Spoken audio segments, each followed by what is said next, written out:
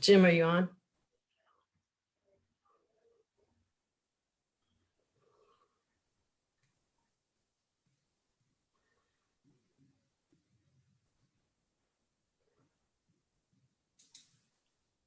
Did you send out the stream? Okay.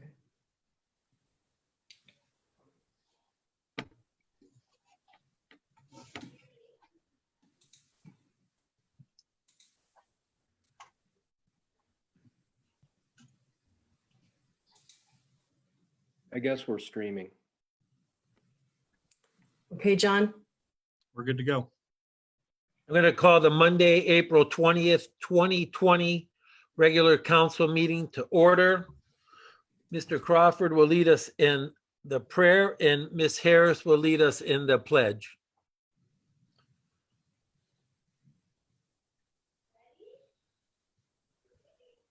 John, are you ready? Yeah. All right.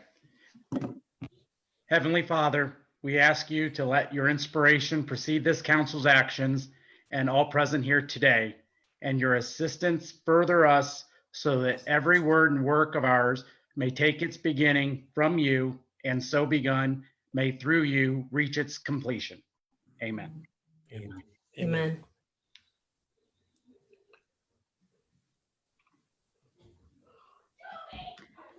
I pledge allegiance to the flag of the United States of America and to the republic for which it stands, one nation, under God, indivisible, with liberty and justice for all. Thank you. Ms. Sensky, will you please call the roll? Yes, Mrs. Foglio? Here. Mr. Crawford? Here. Ms. Young? Here. Ms. Harris? Here, Ms. Haynes? I'm here. Mr. Spielman? Here. Mr. Roskovich? Here. Mr. Timonier? Here. Mr. Franklin? Here. And Ms. Welch? Here. We have established a quorum this evening and we have met the requirements of the Sunshine Law. Due to the current stay-at-home orders imposed by Governor DeWine, may I have a motion to suspend council rules of order for the duration of this meeting? I so move. Jane Haynes. Harris, I second. Harris, Second. I second. By Ms. Harris, second by Ms. Harris. Will you please call the roll? Yes. Mrs. Foglio? Yes. Mr. Crawford? Yes. Ms. Young? Yes. Ms. Harris? Yes, Ms. Haynes? Yes. Mr. Spielman? Yes. And Mr. Roskovich? Yes. Now, at this time, we would like to once again welcome our Ashtabula City Health Commissioner, Ms. Christine Hill. She will give us an update on her observations and what's happening with the coronavirus here in Ashtabula County and around. Ms. Hill? Hi, good evening, everyone. I want to just give a brief summary of what's happening today, the 20th of April. In Ohio, we have a total of 12,919 cases. That is a total that includes 403 probable cases, 12,516 confirmed cases. And we do have a total death count of 509. Ashtabula County in total has 68 confirmed cases, 13 hospitalized patients, and 6 total deaths. Ashtabula City, we're following 15 confirmed cases, 1 probable case, 2 of our cases are hospitalized. We're following 83 close contacts of our confirmed probable cases. I want to talk to you about what's been happening here in the health department since we last spoke a couple weeks ago. We continue to respond to the coronavirus pandemic. Nursing division has received some training on some new software. that the ODH has developed. It's going to go live tomorrow. It's designed to help ease the burden of the very labor-intensive isolation, quarantine, and contact tracing. And we are excited to try it. It does have some glitches. It does have some shortfalls, but we are excited to give it a try. It hopefully will ease some of the burden on the nursing division with that duty they have. Also in the nursing division, we have implemented the Ohio Department of Health Director's order to release protected health information to Ohio's first responders. We've worked with the Ashtabula County EMA and the 911 CAD system to accomplish this task. We've been working very well together for nearly a week now, and that has gone well. The third thing under nursing division is, we are responding to continued requests for personal protective equipment from our first responders and the healthcare system. We have received some COVID test kits from the state, and these are earmarked for healthcare workers and congregate living sites.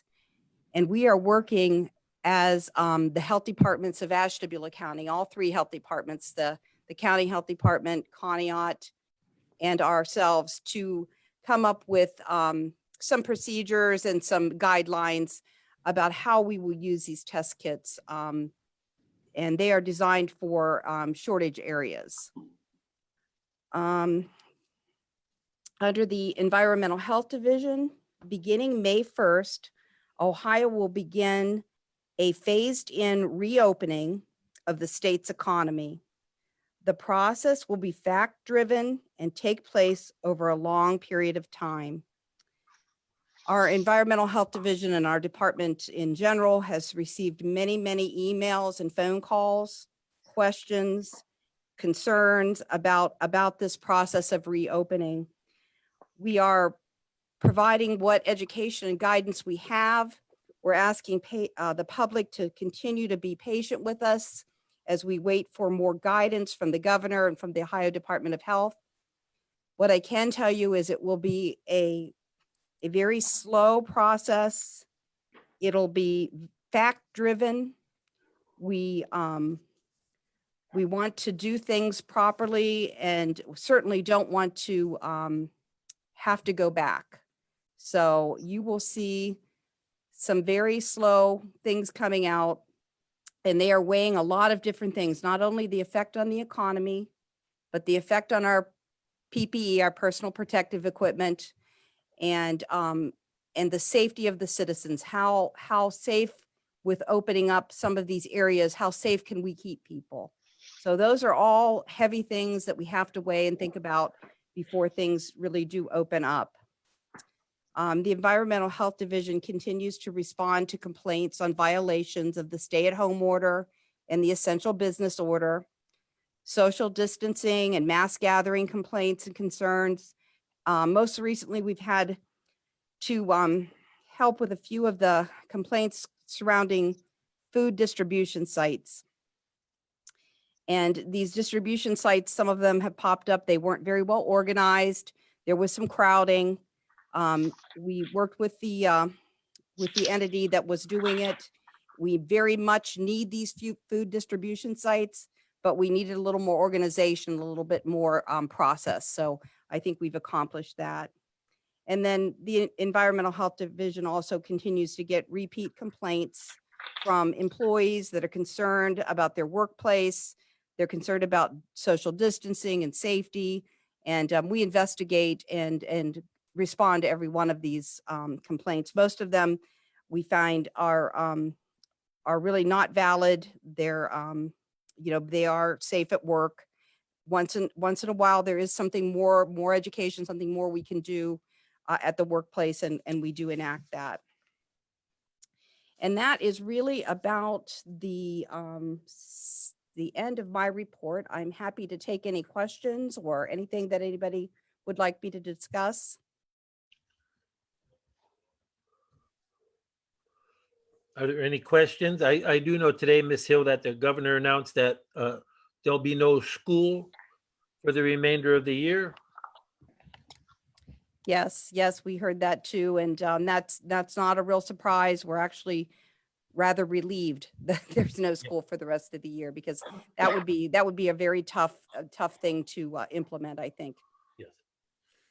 I think it's Yes, going to be tough enough for them to make their plans and implement it this coming fall. This gives them a little more time to think that through. Yes, Mr. President, Ladine Young, Ward 3. A question to Ms. Hill concerning the food distribution. We're looking to do one in Ward 3. Just some ideas. I haven't announced it publicly yet until we get it organized. Would you prefer them to drive through, or would you prefer them to just space maybe every parking space to line up? How would you recommend that we distribute the food? It really depends on where it is you're going to hold this. And, It would be a parking lot outside in back of the church. okay, and it's fairly large parking lot. Pretty much, yeah.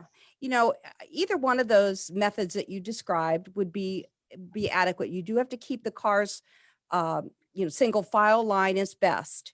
And, Terry Collette, our environmental health director, would probably be more than happy to, meet with you and your church folks, or take a look at what you're thinking of doing. But yeah, the single file line is always a good way to do it, rather than have people get out of their cars, because then we tend to have that congregating and, milling. Right. So that sounds like a great plan. And thanks for doing that. That's so desperately needed. Oh, you're welcome.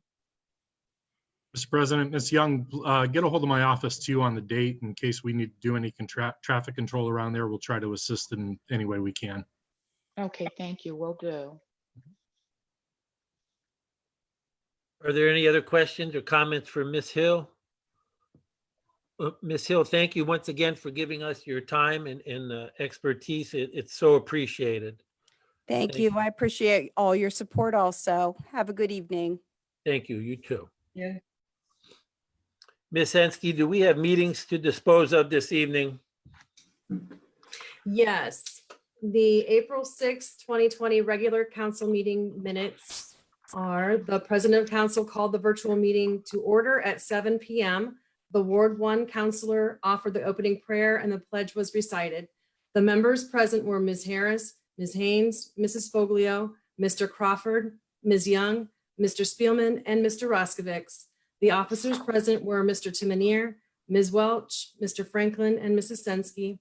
The City of Ashtabula Health Commissioner, Ms. Hill, presented the latest COVID-19 recommendations and observations.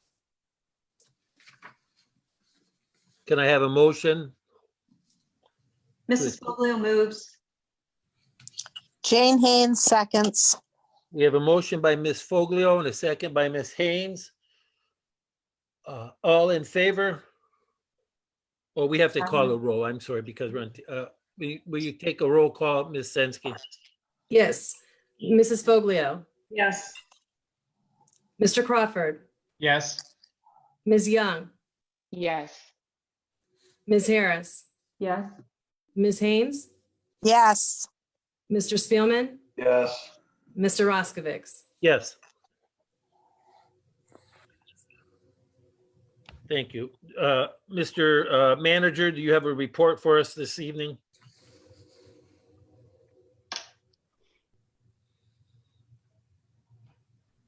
Mr. Timonier? You're on mute. Sorry.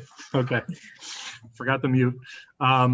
Yes, I do, Mr. President. Thank you. First off, we are going to open up the transfer station tomorrow for your larger items and bulk items. We're going to do that from 7 a.m. to 12 p.m. and that will go on Monday through Friday. We're going to give it a shot, see how everything goes, and we'll see if we can extend those hours going forward. But for now, it's going to be 7 a.m. to 12 p.m. We did move the recycling bins outside of the gate, so those are available at any time. I will put this warning out. There are people abusing it. We are seeing mattresses. We are seeing tires. We're seeing people drop off trash. If that continues, we'll put those back behind the gate and we'll lock it up we're not going to deal with that. And just so the residents know, we do have cameras out there. So we are going through that footage, and we'll be sending some nice pictures and license plates over to Mr. Franklin for charges here in the near future. So again, that'll be open up tomorrow, 7 a.m. to 12 p.m. and we'll give that a shot. We are going to only have one person in the transfer stage in the office at a time doing the checkout and payment. So if you do see somebody in there, please wait until that person comes out. Try to do as much social distancing as you can down there, and our guys are going to do their best to keep your safety and the safety of them as we go forward. As Ms. Hill alluded to, we're going to try to open things back up here May 1st. I do have a feeling it's going to be a very slow rollout, which is good. The thing we don't want is to spike and, of course, have to go through some of this stuff again. As you can see, the numbers here in the city and in the county do continue to rise, and they've been, we've been adding new cases quite frequently, and having to follow those contacts is a lot for our health department. I give them a heck of a lot of credit. The hours that they're putting in and the contact tracing that we're doing, a lot goes into that. And, it's not just a case. These are actual people. These are our citizens. And this contact tracing is also people as well. They're not just statistics. So it is not easy on anybody to have to go through all this stuff. So having said that, the next 2 weeks here, we're going to be putting in some protocols to try to get everybody off of rotating schedules as safely as we can. If I don't think it's a good idea to bring everybody back on the same schedules, we'll hold off on that. But my anticipation right now is to try to get everybody back on the same schedules May 4th. But again, we're going to watch the governor's orders. We're going to watch the orders coming out of the Ohio Department of Health. We're going to follow some of the recommendations they have for business. We're going to follow the recommendations that they have for opening business. So we will keep watching that. I guess at this point, I'll kind of combine Tracy's report, Mrs. Welsh's report, the finance director, and my report at the same time. We continue to try to model and forecast what our finances are going to look like in light of everything that's been going on. At this point, we've watched what other communities are doing. Many have already modified their budgets. Many have begun furloughs and layoffs. To date, despite the outcry from a lot of our local governments and a lot of the phone calls we've been on with senators, congressmen, and our state representatives, they've done nothing to this point to do any relief for municipalities of our size or anything smaller than 500,000 people. So we're still advocating on that. A lot of the unions around the country have gotten on board with this because we see it all coming, and it's going to be a big hit to our budgets. So what Ms. Welsh and I have done is we've gone through the budgets to look at what line items we feel are going to have decreased in revenue. So what we've done is we've taken what we've collected to this point now and kind of forecasted where we needed to be, and that difference, or what we budgeted in the future, that difference in there is where we've now put some additional cuts in.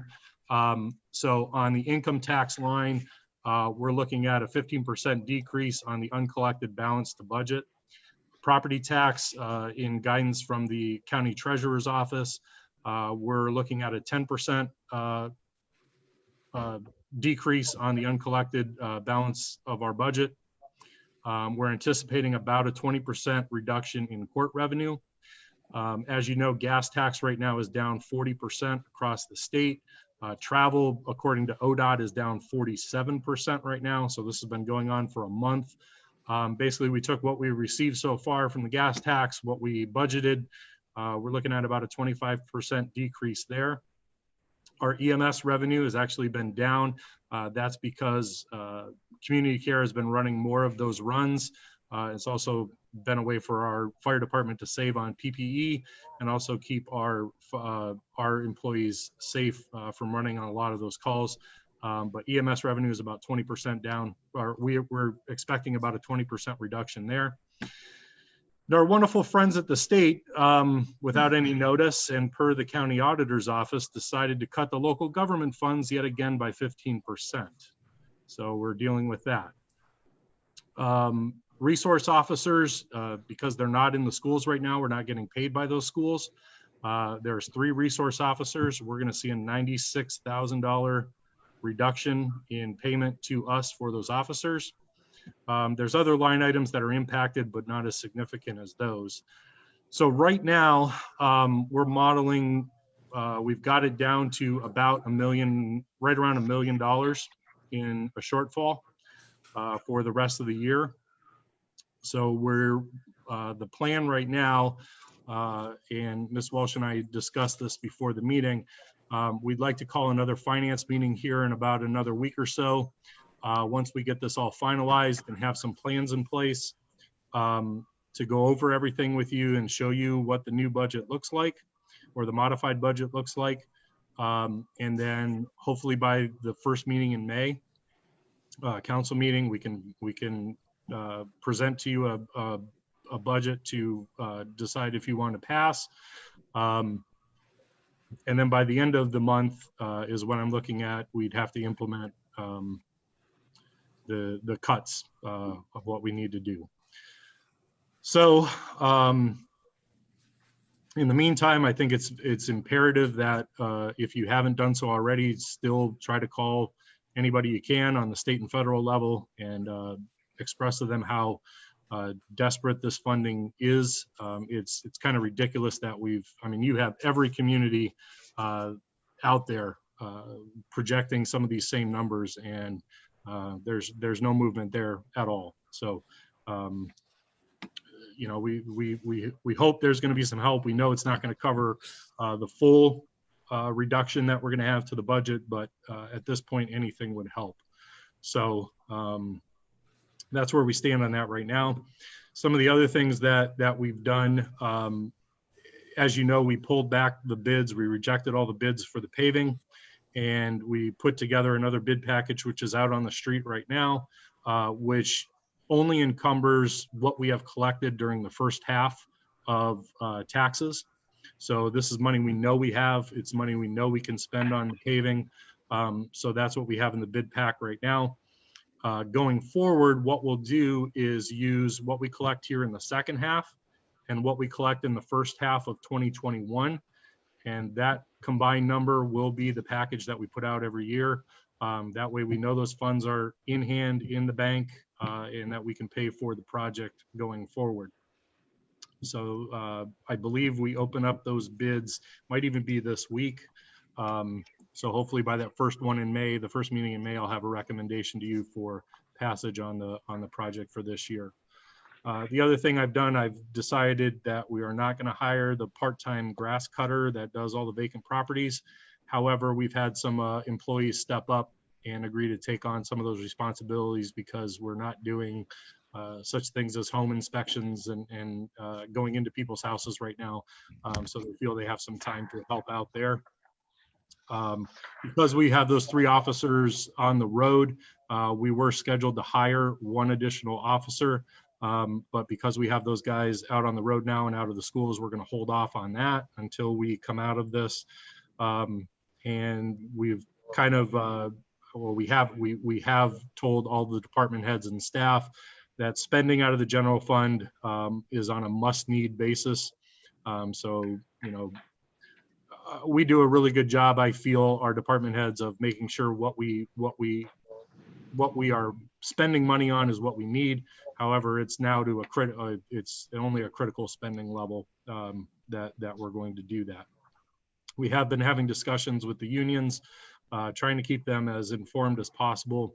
But once we get what everything actually looks like, we'll be talking to them on what we're going to have to do to stay within the budget that we're predicting for this year. So we'll actually have a little bit better idea too once we close April. As you know, we pushed back income tax till July.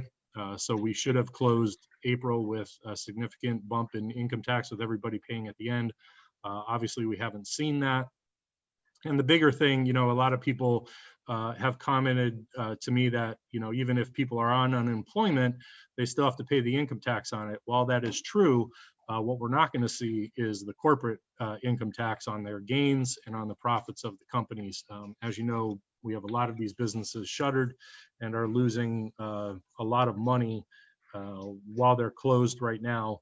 And that's just revenue we're not going to see by the end of the year. So I do have to put a huge thank you out to Ms. Welsh, the finance director. She has been working till her eyes are bugging out on this budget, trying to model some different things that I throw at her.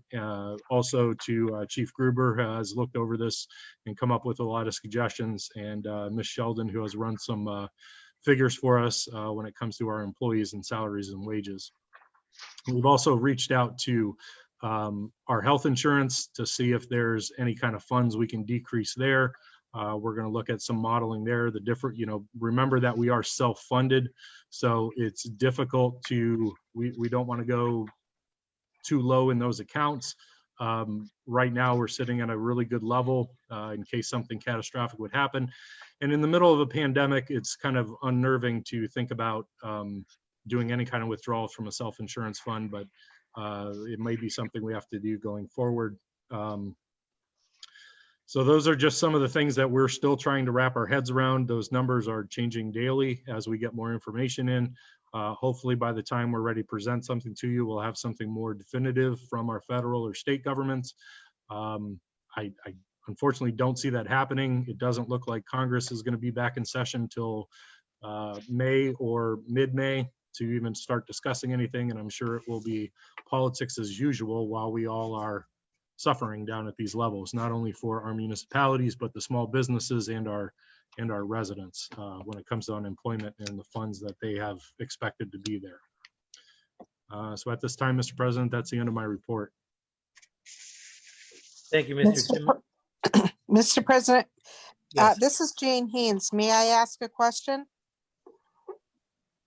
Yeah. Oh, yeah. Mr. Timonier, do you think you could put on our Facebook page where people could contact to state officials to help with the flight? I can do that. Thank you.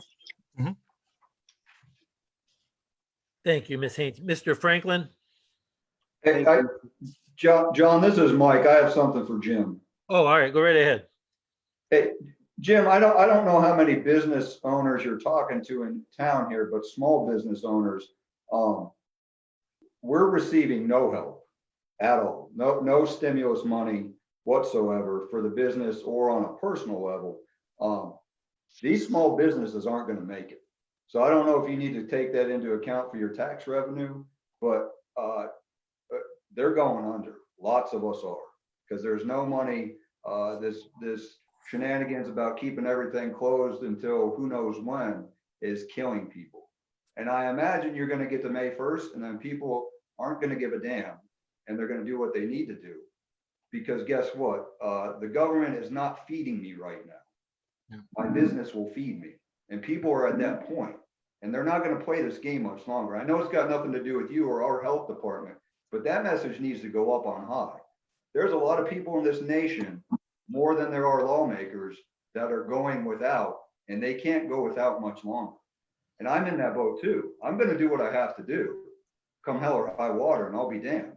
And I'm not the only one that feels this way. And I don't know if that message is getting out, but we're killing people. We're killing people's businesses, their livelihoods, and everything else by keeping everything closed for an inept federal government to screw everyone. Like I said, I don't know if you're talking to business owners, but it's desperate. It's more desperate than the city is. We're screwed. We're screwed. There's no help in sight, and I'm done relying on the government at all for any help. I'm going to do what I have to do, and I'm not the only one. No, we know that message is out there, and I think that's why you're seeing a lot of the governors and health departments looking at opening things up and trying to get things moving again.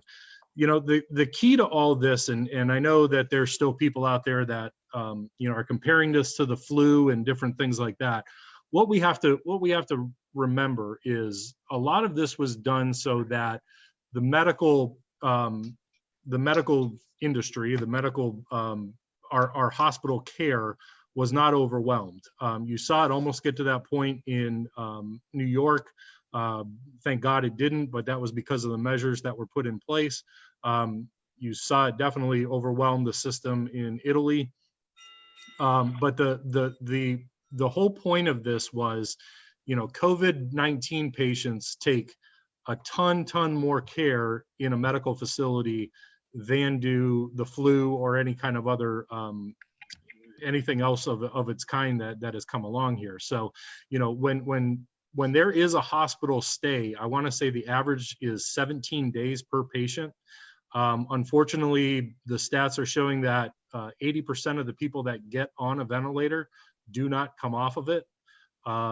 So, that's an alarming stat when you think about this pandemic. And, a lot of this is, unfortunately, there's going to be this fear out there up until the point that we have vaccines and we have antivirals to help do this, or there is communal spread of this disease that people become immune to it on their own. So no, Mike, I very much get it.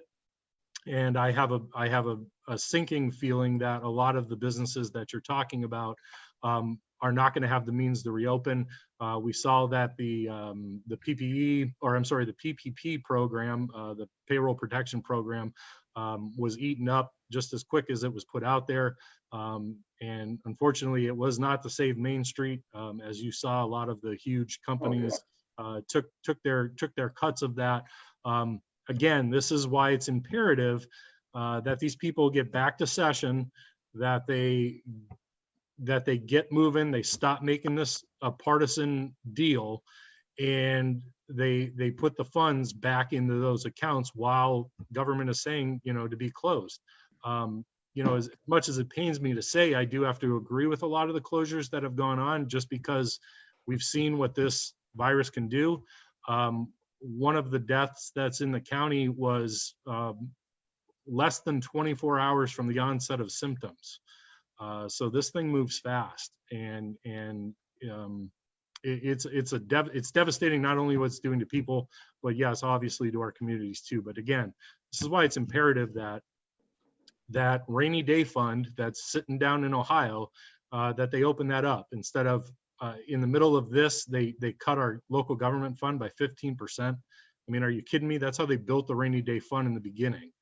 So yes, I get it on the sense of the business level, and obviously I get it on the sense of what our municipalities are going through right now too. So it's going to be extremely difficult for all of us to sit here, pass an amended budget that means we're sending people home without health insurance in the middle of a pandemic. But I'm telling you guys right now, that is what we're looking at. There's no way to shave $1 million out of our budget without cuts like that. And it's going to hurt. It's going to hurt services, and it's going to hurt the people that we employ, that we count on every day. And it's disgusting to think about it. I would just encourage people to, you got to make your own decisions. And clearly the government, it's become a political issue, no longer our best interest in mind. It's a selfish thing. So people, I'm going to encourage people to think for themselves and do what's right for you and your family. I don't buy this party line anymore. I mean, it's bullshit. They're ruining us.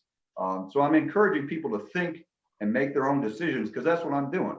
And I encourage everyone else to do that. I believe that the government has slipped down this rabbit hole, and they're clawing to try and justify what they've done because things aren't as bad as they thought they were going to be. So it's our duty as citizens of this country to make your own decision. Our government officials are elected by us to do our bidding, and they're no longer doing that. So make your own decisions. Well, Mike, there's some of that I agree with you, but one thing that yes, the projections did not come out the way that we all thought they would, but that's because we did this social distancing. That's because we locked down and we stayed at our homes. That is why those numbers flattened the way they did. We're still going to get to the number of cases, but again, it was all about not overwhelming the healthcare system so that it wasn't a choice where, you know, if I brought my kid or you brought your kid into the emergency room and the last vent was taken, there wasn't a decision to be made there. And that is essentially what happened with all this. Yes, I do believe that if we didn't put these measures in place, we would have hit those numbers and we would have overwhelmed the system, and it would have been, we might have been out of it by now, but we would have been out of it with a lot of our citizens and a lot of this country in those cooling trailers that we even have one stationed here in the county right now. Anybody else? Mr. Franklin? Thank you, Mr. President. I have a very brief report. We're continuing in our office to split into 2 platoons. The assistant solicitor and 1 secretary work for 5 days straight. And then I and the other secretary come in and work for 5 days straight. And the first 2 go home. In this way, we're never together. We spend 7 straight days out of the office, and hopefully our chances of becoming infected and infecting one another are reduced. We're covering the caseload at this time. That's primarily because we're spending relatively little time actually in court. Court hearings have been reduced very significantly. We're doing a lot of work by telephone. And quite frankly, I hope we continue that after this is all over. It's worked out to be very efficient as long as everybody is consistent about calling in near their scheduled time and, you know, having their file in front of them and being willing to talk about it. So we're actually finding there are some things we can do better going forward. It's a very, I know, very, very small, a very small plus and a lot of big minuses. I think it's my job to say in response to what Mr. Spielman said that I encourage everyone to follow the law. I encourage everyone to follow the directives from their elected leaders and their safety forces, especially. There is always that possibility that there's a choice between taking care of your family and following the law, and I understand that. But just be sure you're at that point. There may be other alternatives available. Weigh them, consider them, and when in doubt, just follow instructions and follow the law. I think this will pass. It is taking longer than we hoped it would, but I'm confident, as a matter of fact, that it will pass, and much better days are ahead. Thank you, Mr. President. Thank you, Mr. Franklin. Ms. Welch? Thank you, Mr. President. My report, as the manager stated, we combined everything that was needed to be said in his report. So, and that's the city manager's report. So other than that, I have nothing else to add to that. Thank you. Ms. Sensky? Yes, Mr. President. I just wanted to say I'm realizing that many people out there have never experienced the levels of stress and anxiety that we're experiencing right now. And I reached out to the Ashtabula County Mental Health and Recovery Services Board.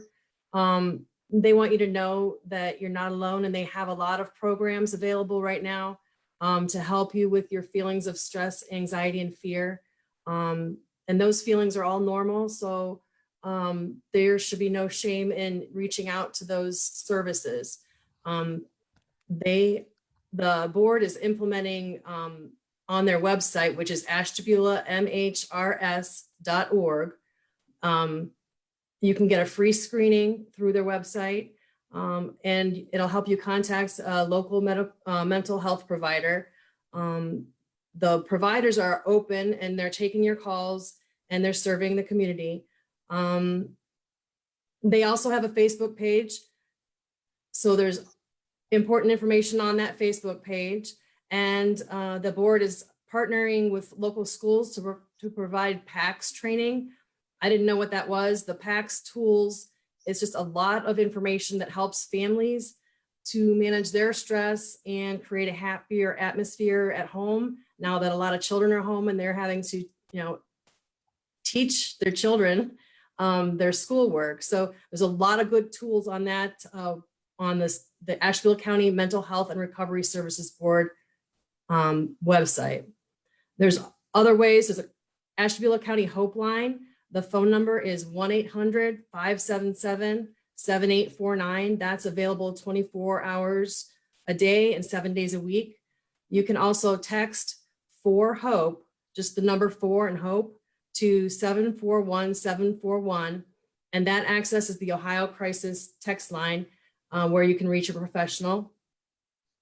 The Ohio Department of Mental Health and Addiction Services website is mha.ohio.gov. A lot of good resources there. There's a hotline for the healthcare workers, first responders, and anyone on the front line who's dealing with the COVID-19 response. And I've given, Chris Hill has the information on that already. I figured she would, but I gave it to her and Mr. Timonier today, just in case. Just remember to connect with each other. Like Mr. Spielman said at the last council meeting, it's really hard for us to maintain this physical distances. I'm a hugger. We're used to being able to hug our family members that we can't hug anymore. But just because we are physically distant doesn't mean that you can't reach out in other safe ways of communication. And if you have any questions about the Ashtabula County Mental Health and Recovery Services Board or any of the websites or phone numbers I spoke of, give me a call, 992-7119, or send me an email at clerkofcouncil@ashtabulacity.com. Thank you, Ms. Zensky. We'll now go on to the legislative part of our agenda. I believe we only have one item this evening. We have a contract with Broke Tree and Stump Service for yard debris disposal. Did we receive any public comments on this item? No, Mr. Roskovich, we didn't. Thank you. So we will move on with the legislative reading of that. Would you do so?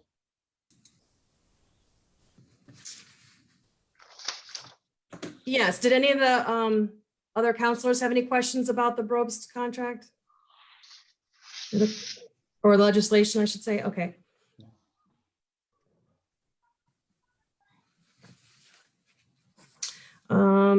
So it is just basically a contract with Brobst Tree and Stump Service for yard debris disposal. And you can find that actual legislation on page 15 of the agenda. We don't need to use consent agenda format today because of the fact that there was only one. So the ordinance is number 2020-41, an ordinance authorizing the city manager to enter into a contract with Brobst Tree and Stump Service to provide disposal of yard debris for the city of Ashtabula. Could I have a motion to waive the reading? Motion by, Mrs. Calvin, moving the motion. Move on the motion. second by Foglio. Motion by Mr. Crawford, a second by Ms. Foglio. Please call the roll. Mrs. Foglio, Yes. Mr. Crawford, Yes. Ms. Young, Yes. Ms. Harris, Yes. Ms. Haynes, yes, Mr. Spielman, Yes. and Mr. Roskovich. Yes. May I have a motion to waive the charter requirements of 2 readings? Motion by Foglio. Second by Harris. Motion by Ms. Foglio and a second by Ms. Harris. Any discussion? Please call the roll. Mrs. Foglio, Yes. Mr. Crawford, Yes. Ms. Young, Yes. Ms. Harris, Yes. Ms. Haynes, yes, Mr. Spielman, Yes. and Mr. Roskovich. Yes. And on passage? Mrs. Foglio, Yes. Mr. Crawford, Yes. Ms. Young, Yes. Ms. Harris, Yes. Ms. Haynes, yes, Mr. Spielman, Yes. and Mr. Roskovich. Yes. That item has passed by a 7-0 vote. There is no other legislation, so at this time, we will move on to new business. Does anybody have anything they'd like to share with council this evening? Yes, John, Calvin does. Yes, thank you, Calvin. Mr. Crawford? Yes, the one thing I'd like to say is part of from the meeting that we haven't had is that tonight, Ashtabula Area City Schools and Lakeside High School, they will be joining in the celebration for their 2020 graduates. The Lakeside Stadium lights will be illuminated tonight, April 20th from 8:20 for 20 minutes in honor of the students of the class of 2020. They are asking all of the community members to turn on their porch lights from the same time, from 8:20 to 20 minutes, to just show your support of the class that is graduating, that is going to be missing a lot from their senior year. The one thing they do want to remind people is that Lakeside Stadium is remained closed to the public, so they don't want a lot of people there, but they just would like the community to help support the graduating class. And Thank that's you. Thank Mr. you, Mr. Crawford. Mr. Roscoe, Yes, I'd also like to add that Warrior Stadium or Edgewood Stadium is also doing that also. okay. Thank you, Ms. Foglio. And that certainly is a sad thing for these young people. And hopefully something can happen maybe at a later date. But that is certainly sad. So we will keep that in mind. And we're to do our porch lights at 8 or 8:20? 8:20. 8:20. 8:20. Okay, so we still have time to get that. Okay. Does anybody else have anything they'd like to share with council? Yep, I do. It's Mike Spielman. Mhm. Yeah, I would just like to remind people and encourage them. Our elected officials, there's no intelligence requirement to be an elected official. And this is directed mostly at the federal and the state level. There's no intelligence requirement. So these are the people that are making decisions that affect us. We all have a brain in our head, so we can think things through and think about what's going on. So just remember, the people that are elected, they're popular. It doesn't mean they're smart. So just keep that in mind and make your own decisions. And that's it. Thank you, Mr. Spielman. Anybody else? At this time, I believe, Ms. Sensky, you have 2 or 3 correspondence to read to the council this evening, and then after, I'm sorry, go ahead. Yeah, I have 3 emails and then a couple calls that were on the same subject, so I can share those. Mr. Pete Bean, his email asks, is it true that Petman is seeking an increase in allowable pollutants? And is this still within the original or new deregulated limits? If it's under Trump environmental deregulation, can we oppose it or at least ask to amend it? I believe there's going to be a hearing, a virtual hearing, whatever it would be called. I don't know the date, though. Maybe we can get that date and put it on our website. I think it's coming up. Mr. President, that is correct. The EPA will be holding another hearing here. So just for some clarification, there was an article in the paper about this where I did make a comment. Petman decided to go after a new air permit. In the original permit that they had specified that they would have an off-taker for the CO2. That is a company that would do the capture of CO2 for resale. To date, and of course now with everything going on in the world with this pandemic, they've not been able to secure that contract. If it is still very much their intent, as it is my intent to get them to do it, to have that off-taker there. They actually, in their pro forma, do have, there is financial benefits to them, green credits and different things like that, for having that company there to do the offtake of the CO2. But if they didn't have that in place, they could not go forward with construction because it would be built outside the parameters of their permit. So they did ask for a modified permit. This basically, it states in there that this is what the analytics would look like if they don't have an off-taker. The EPA has come back and said that is still within the acceptable limits of for off-gassing in our community. I know that there's a lot of speculation out there and Facebook rumor and different things that there has been a deregulation of the EPA. Actually, what has been taken away is a lot of the red tape and the duplication of different things that have been on the EPA, but the regulations and the permit levels, different things like that, have not gotten any looser. They are still the same as they were when I started here. And actually, in some cases, especially at our wastewater treatment plant, they're a little bit tighter than when I first started here. So this permit that they're applying for, again, removes what it would look like if they had the off-taker. However, as I said, there is a financial benefit to them having it. They are still trying to secure that contract. If they can't get that contract, they're actually even doing some engineering to build a facility themselves and operate it themselves to capture and sell that CO2. And actually, if you've watched the news lately, right now there is a shortage on CO2 for companies that need it. So there is a market there. It's just a matter of being able to secure all these contracts and different things in the middle of all this to get that done. So that's the reason for the other permit. I actually give them a lot of credit for being honest about it rather than delaying the project, coming out and doing all the analytics, showing that they're still within the tolerable limits, below the tolerable limits, I should say, and trying to get the new permit so that they can keep moving forward with the project. Thank you. Ms. Sensky? Yeah, I had 2 calls today about trash and cleanup and putting out trash cans. I think that the transfer station opening up starting tomorrow from 7 a.m. to noon will really help out those people that have excess trash.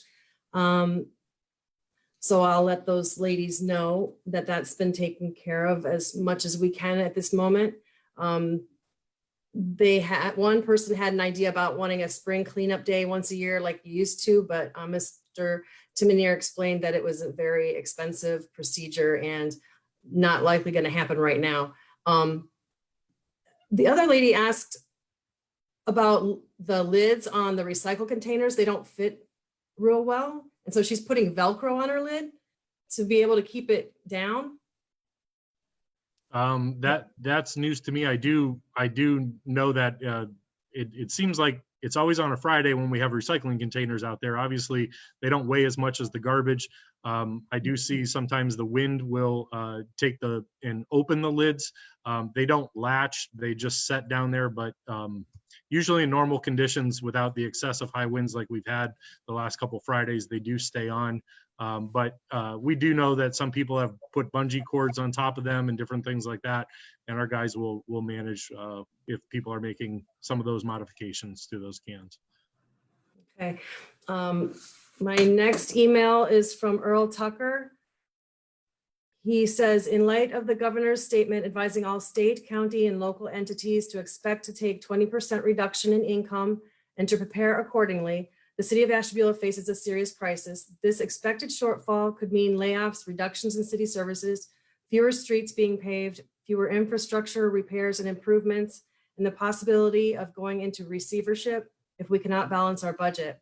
It is incumbent upon each one of us to consider every possible solution that is available to us in order to prevent this from happening. No matter how personally distasteful a solution may be, it should be considered. A week ago, our council president caused the early adjournment of a council finance committee meeting because he did not wish to consider one of these possible solutions when it was brought up for discussion. Mind you, this meeting was called to discuss the possible issues that are outlined above. The question of the possible sale of the city wastewater treatment plant is a viable and serious consideration to this subject matter. To blatantly ignore discussion should be considered as gross malfeasance in office of each and every council person. This crisis demands answers and needs action. The citizens deserve to know the true value of the wastewater treatment plant, not just a wistful estimate. The citizens, employers, city employees, and council deserve to have this knowledge at their fingertips in order to make an intelligent decision on the matter and decide how best to meet this financial emergency. Proper and just governance demands answers. As our elected representatives, you owe your constituents your due diligence in all matters, and you will have failed, not served them, if you continue to hide your heads in the sand rather than taking action. Anyone want to comment? Mr. President, I will really quickly. I would just say to that, yes, it would have been nice to have those discussions, not now, back when they were first presented. But just knowing how long of a process this would take, the fact that there should be a lot of public discussion on this that we can't have right now amidst everything, and everything else that's going on. The sale of that asset would not come in time to help, in my opinion, with what we're facing now. It's too late on that front. So I'm not considering that an option at this point. We are moving forward with trying to get this budget down, trying to see what those cuts are going to look like, and moving forward with what we know today. It's not worth ripping that scab off if it's even a scab yet, going down that path, but it sure would have been nice to have that discussion. I've got something to add on that as well. Our council rules have a mechanism in there that states that you can't leave one of our regular council meetings early. There's no mechanism to prevent someone that's on a committee from leaving that meeting early, having it to be adjourned. We're in the middle of a goddamn pandemic here, and to storm out of a meeting and have it adjourned, not be able to talk about finances, we got no capacity to hold that person accountable. I think we ought to amend our council rules to reflect that exiting a meeting, a committee meeting early, can also be whatever the repercussion is for leaving a regular meeting. But there's got to be some capacity. When we storm out and don't allow discussion, we're slipping down a slippery slope there. By shutting people up and not allowing a discussion, that's a dangerous route to go down. And we're allowing it to happen by, so if John's not happy, he can storm out of the meeting and end the discussion, which shouldn't be. We're in a democracy here. We're supposed to talk about things, even if we don't like them. There's got to be a capacity to hold people accountable when they storm out and bring the process to an end. We got to change it.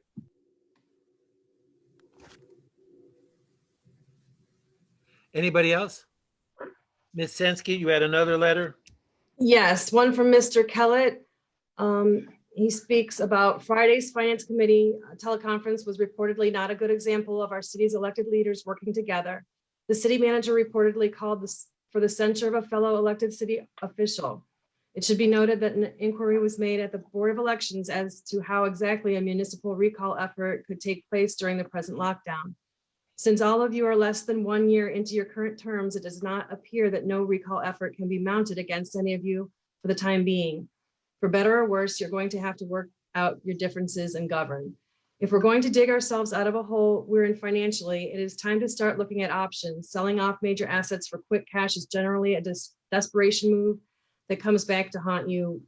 With that route already foreclosed, we can try a different direction. Building upon experience with mutual aid agreements, it may be time to shift some of the city's services off the city's books to regional bodies if other units of government are willing to participate. The Ashtabula County Sheriff's Office already works throughout the largest county by landmass in the state of Ohio. The sheriff already handles policing in 3 townships that are part of the jurisdiction of the Ashtabula Municipal Court as specified in section 1901.02B of the Ohio Revised Code. If offers were made to Ashtabula, Saybrook, and Plymouth townships to work together to create a single unified policing body, we can handle problems in our immediate area through means more locally directed.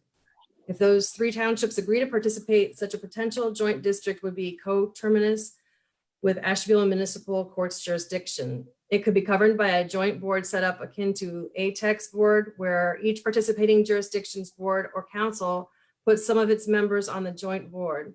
Overall, this possible action could allow a broader tax-based funding, consolidate the policing before the municipal court somewhat, and help reduce the load on the counties since they have to cut their budget too. Ohio Revised Code 505.482 contains the procedures for the establishing such a joint effort. There are a mix of career and volunteer firefighting units among the 4 jurisdictions previously mentioned. They already work together as one team via mutual aid. Bringing them together administratively and financially as one team is possible via Ohio Revised Code 505 0.375, which also brings about a broader tax base to derive funding from. A joint fire and rescue board would be created under that section, similarly to a joint policing board. The units already work and plan together as it is, but a joint board would help pool finances together, which is a step beyond what mutual aid agreements do. In both of those cases, obligations would be taken off the city as well as the other jurisdictions and transferred to a new joint boards that would handle the operation of those services on behalf of the participating jurisdictions. We already have 2 joint ambulance districts operating in the county, South Central Ambulance District and Northwest Ambulance District. So taking joint and regional action on a basis less than countywide is not impossible. Rather than struggle through this financial situation alone, this is an excellent opportunity to work together and to weather a crisis that is going to be around for some time. This would require amendments to the JED contracts, but that could be handled as part of the overall negotiations that would have to be done anyhow. As to handling park operations, power is available in the Ohio Revised Code 1545.14 to contract with the Ashtabula County Metro Parks to have them operate Walnut Beach and the other city parks on the city's behalf. City residents are taxed twice for parks. They first pay the levy for the Metro Parks Board, and then they would secondly get to pay the city's separate park levies. If we're running at low personnel levels, we could perhaps make an operating agreement to have the Metro Parks come in to handle the parks for us using our park levy money and some of what they are already receiving from our taxing area out of their levy dollars. An example of one jurisdiction contracting with another to operate any of their parks would be the city of Cleveland owning Edgewater Park. Previously, the Ohio Department of Natural Resources had the contract, but Cleveland switched the operating contract over to the Cleveland Metro Parks, and now they handle it for them. They have park rangers and take good care of parks across the county, so there would be nothing wrong if we handed off operations to somebody else who has the capacity to do even more than we can. Jointness, operating in concert with other jurisdictions and not being able to make direct decisions on the city's own in certain areas would be new things to handle. Although these are 3 large cost centers, many other areas would still be left for the city and the council to address. 2020 has already been the year of having to improvise, adapt, and overcome. I do hope that this gives you ideas on additional plausible concrete paths forward that help the city government stay afloat. We can't keep going on as we have been. And he says, thank you for your patience and consideration. Thank you, Ms. Sensky. Any other counselor have anything they'd like to add to tonight's meeting? Yes, Mr. President, can you hear me? This Yes, is I Ladine Young from Ward 3. One comment, and then I want to go on to what I have here. If we amend anything with the city about rules and regulations, our conduct and our language is very important. We're a representation of the city. We sit there, people watch us, and the way we conduct ourselves in the meetings, the swearing and all of that, I think is totally unacceptable. So when we start amending things, we need to include that as well. Now, I do have some issues that I have from a citizen that lives in the harbor. His name is Mr. Harry Solomon. He lives between Michigan and Penna. It's about 200 feet of road that is really, really bad. And it's due to the delivery trucks coming down there. I don't know if Mr. Timoneer knows where I'm talking about. It needs some paving. I know we're kind of pushed with funding. Even if we can patch some of that up, that may help him a lot. He has a nice home on the street. It's a little small street. And if we could help him out, that would be a blessing. Also, I'd like to add to that list, West 40th Street off of West Avenue. There's large potholes that need to be addressed, as well as Coleman Hill. That also needs attention. I had 2 gentlemen contact me this week. One contact me further back, but Mr. Jeff Nash and Mr. Isaiah Salters. We're trying to organize some type of cleanup in the ward, and we're open to suggestions. We kind of talked about it, and I don't know if there was a way that maybe the city could like give people that have fines, maybe give them community service instead of the fine. I don't know if that's ever been done. And maybe we can have like small businesses or individuals maybe adopt a section of the city. It doesn't have to just be in Ward 3. And like keep an eye on that in the spring and summer and clean that up. And I was wondering if the city, like if we clean that area up, could we just leave the bags right there on site, or what would we do with those bags after we do that? Thank you, Ms. Young. Mr. Timonier, do you have any advice for Ms. Young? Yeah, let me go back a little bit. So first off, the first road you mentioned between Michigan and Penna, which road actually are you just talking about? West 15, it's West 15. West 15th. Okay. Okay, thank you. I have West 40th off of West Avenue and Coleman Hill also for patching. As far as the cleanups go, at this time, due to everything that's going on in the social distancing, we're actually trying to discourage some of that going on right now and getting groups together and gathering. So if you could just hold off on that a little bit. But when you get to the point, when we get to the point that we're ready to start doing those again, get in contact with me and we'll discuss all those options for what to do with the garbage afterwards. Okay, sounds good. Thank you. Thank you, Ms. Young. Any other counselor? Yes, I just want to say I appreciate you, Ladine, for speaking up and saying something that needed said. Thank you.